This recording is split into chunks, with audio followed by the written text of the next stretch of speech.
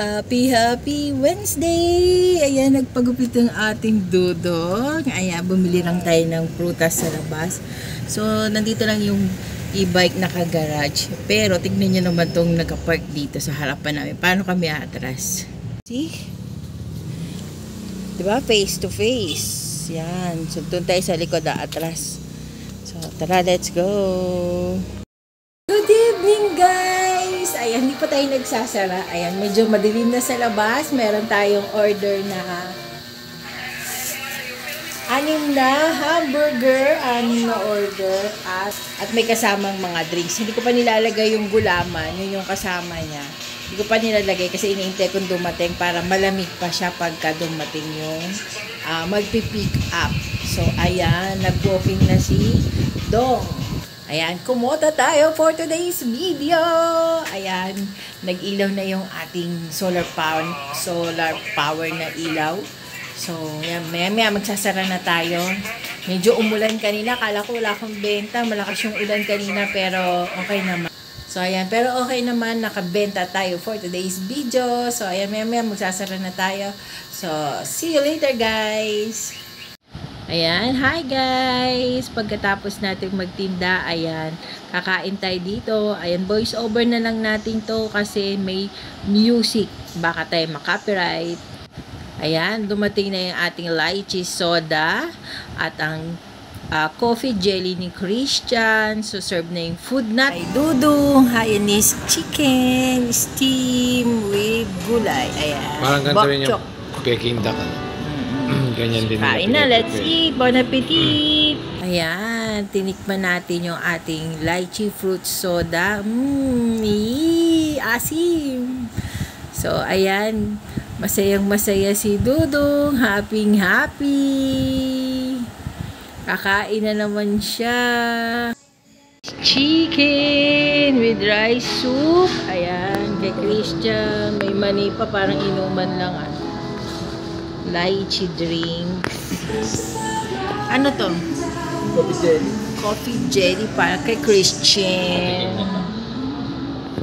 So, hinintay na lang natin order ni Dudong.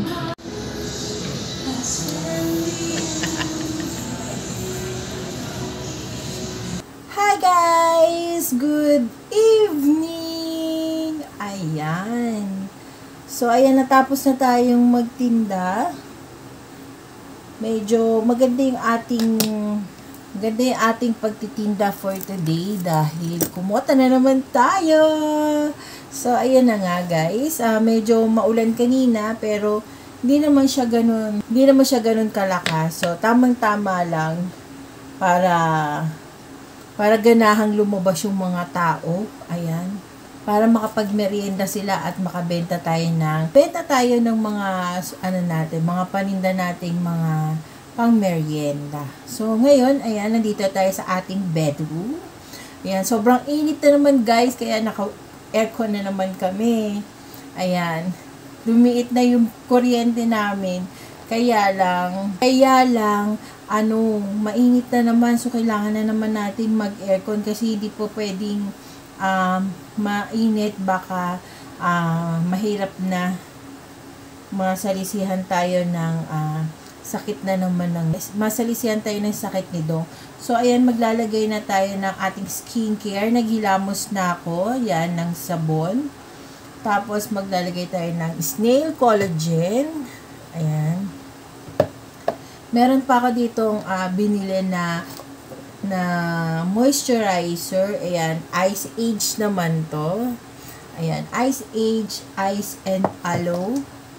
At meron pa tayong isa, kasi naka-sale siya. Ayan, Sakura Soothing. Ayan, hindi ako endorser niyan ha. Makakala niyo endorser na ako, hindi naman. Gumagamit lang kasi tayo yan dahil maganda siya sa face. Lalo na kapag ilalagay mo. Ayan, may libre siyang brush.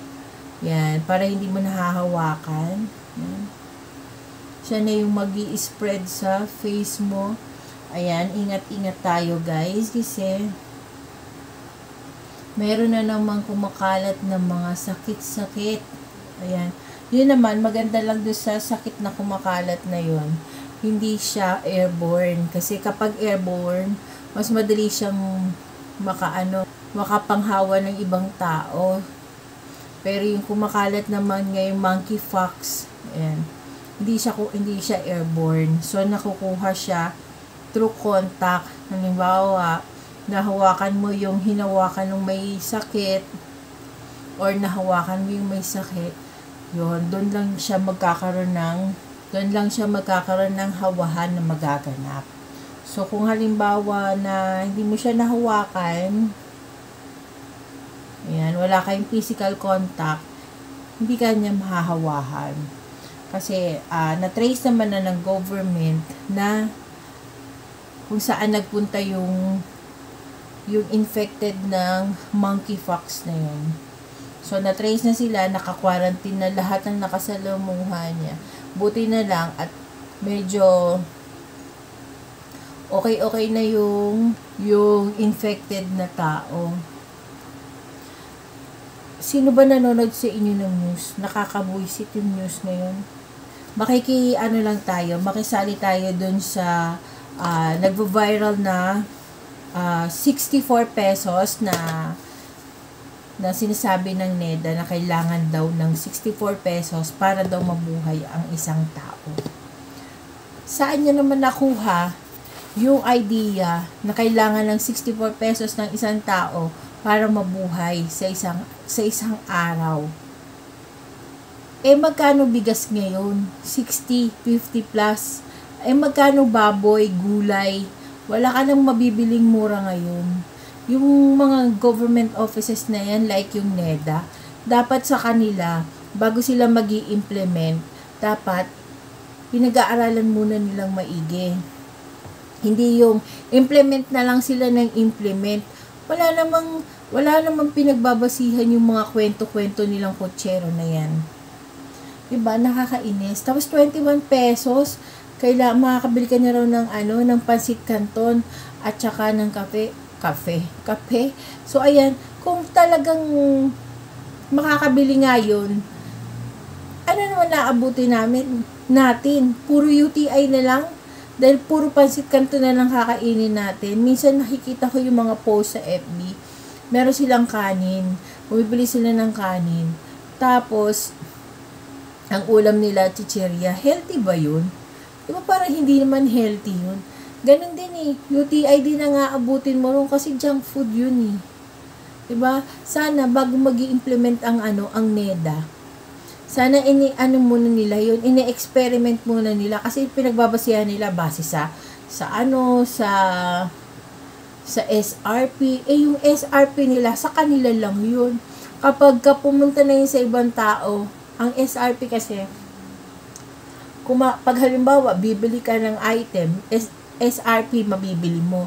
Siyempre ako, para kumita ako, hindi ko naman ibibenta ng SRP yun. Tutubuan ko pa siya. So, lalaki yung presyo ng isang produkto. Di ba? Nagbabase sila puro SRP. Yung mga namumuhunan doon, hindi naman nila aanuhan ng SRP. Sige nga, kung ang magbibigay ng SRP, ang mga maliliit na supermarket, sa tingin nyo, kukuhanin nila yung presyo na 7 pesos ang pansit canton? Hindi nila mabibenta ng 7 pesos yun. Kukuhanin nila ng 7 pesos, pero ibebenta nila yun 8 pesos or 10 pesos. Talaga, nakakatinang ulo talaga tong NEDA na to. 64 pesos and 21 pesos kakasya sa meal. Pumunta ka ng karinderya, hindi ka makakain ng ganyan. So, ayan. Mabubwisit pa tayo, patutulog na lang So, ayan guys. Ikat na natin tong usapan na walang kakwenta-kwenta about NEDA. So, wala lang. Nag-rant lang ako dito sa aking YouTube channel kasi nga nakakainis. 'Di ba? Bakit parang ginagawa nilang mahihirap na nga yung mga tao. Pinahihirapan pa nila ng husto. Yan, mga Hindi mo na nag-google, nagsisearch kung ano yung mga dapat at hindi nila dapat gawin. So anyway, ayan, dito na tayo. Masyadong mahaba yung ating ginawa. Ginawa kanina.